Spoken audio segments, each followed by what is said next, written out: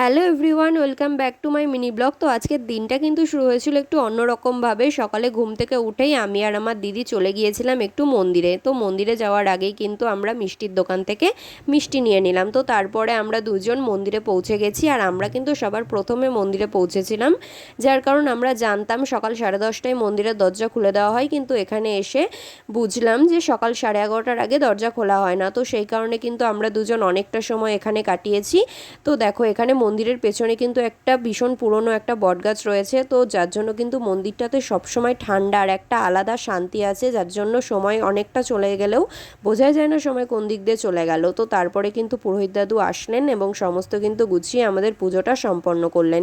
তো তারপরে কিন্তু মন্দির থেকে বেরিয়ে আমরা চলে গিয়েছিলাম একটু এখানে হনুমান মন্দিরে প্রণাম করার জন্য। তো ওখান থেকে বেরিয়ে দুটো ঠাকুরের ফটো বাঁধাতে দেওয়া ছিল, তো সেগুলো নিয়ে বাড়ি চলে আসলাম। ভিডিওটা ভালো লাগলে লাইক, কমেন্ট অ্যান্ড সাবস্ক্রাইব।